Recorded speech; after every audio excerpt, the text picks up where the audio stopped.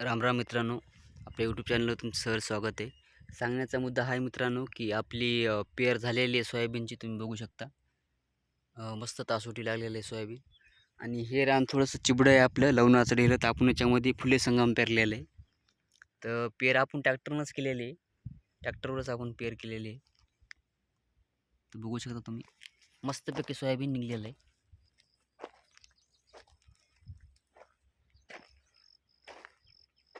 यावर्षी आपण ट्रॅक्टर नवीन घेतलेलं आहे आणि ट्रॅक्टरवरच आपण पूर्ण पेर केलेली आहे. 20-25 एकराचे समजा. आणि आपल्याकडे बैलजोडी पण आहे. हे गोरे लहानाले गोरे पण एक जोड आहे आपल्याकडे, एक मोठाला पण एक जोड आहे.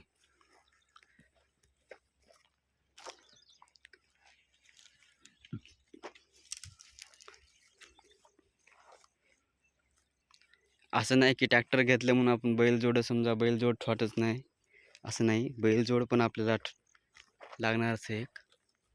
त्याच्यावर पेर नाही केली आपण, पण ठेवलेलं आहे आपण बैलजोड. एक गोरे पण ठेवलेला जोड, गोऱ्याचा पण.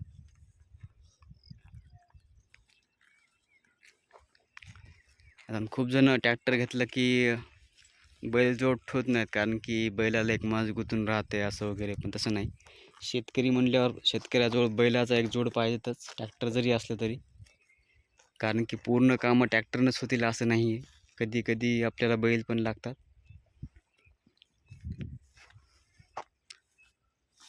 कोळप्याला वगैरे.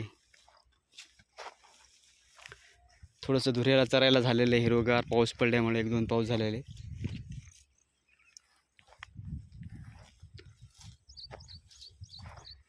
त्यांचे पण थोडेसे पाय मोकळे होते, थोडंसं चरतात.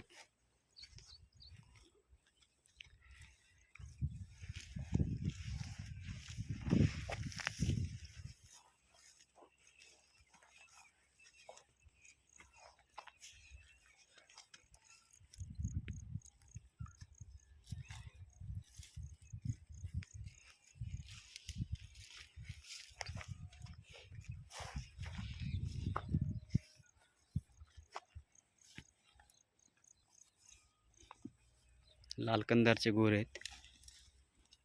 फक्त नाद आहे का आपल्याला.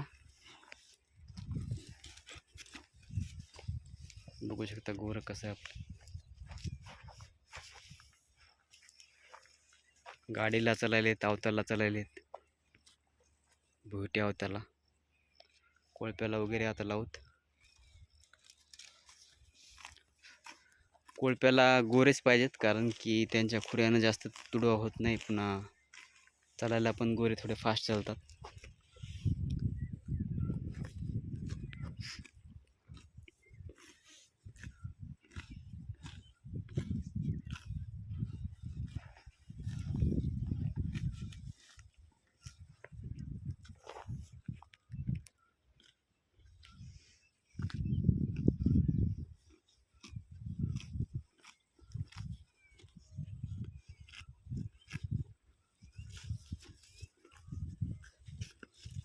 आपल्याकडे पहिला एक जोड मोठा आहे, ते गावरांचा आहे.